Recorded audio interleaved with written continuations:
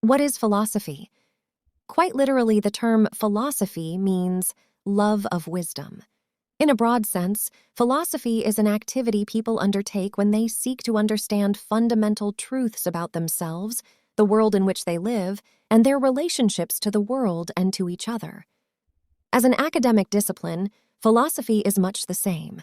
Those who study philosophy are perpetually engaged in asking, answering, and arguing for their answers to life's most basic questions. To make such a pursuit more systematic, academic philosophy is traditionally divided into major areas of study. Metaphysics.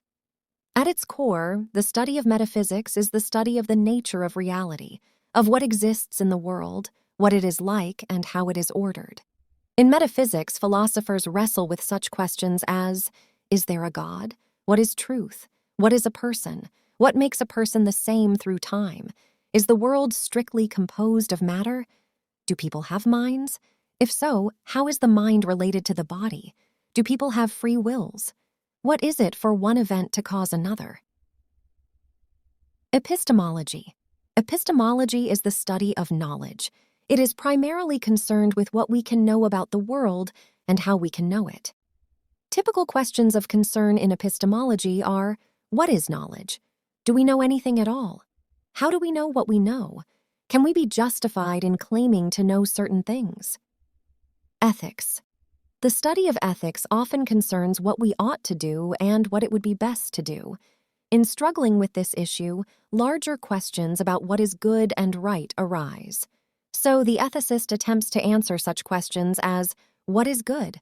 What makes actions or people good? What is right? What makes actions right? Is morality objective or subjective? How should I treat others? Logic.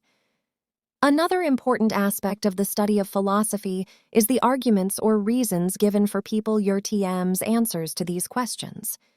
To this end, philosophers employ logic to study the nature and structure of arguments. Logicians ask such questions as, what constitutes good or bad reasoning? How do we determine whether a given piece of reasoning is good or bad? History of philosophy. The study of philosophy involves not only forming one URTM's own answers to such questions, but also seeking to understand the way in which people have answered such questions in the past. So, a significant part of philosophy is its history, a history of answers and arguments about these very questions. In studying the history of philosophy, one explores the ideas of such historical figures as Plato, Locke, Marx, Aristotle, Kant, Descartes, Nietzsche, Sartre. What often motivates the study of philosophy is not merely the answers or arguments themselves, but whether or not the arguments are good and the answers are true. Moreover, many of the questions and issues in the various areas of philosophy overlap and in some cases even converge. Thus, philosophical questions arise in almost every discipline.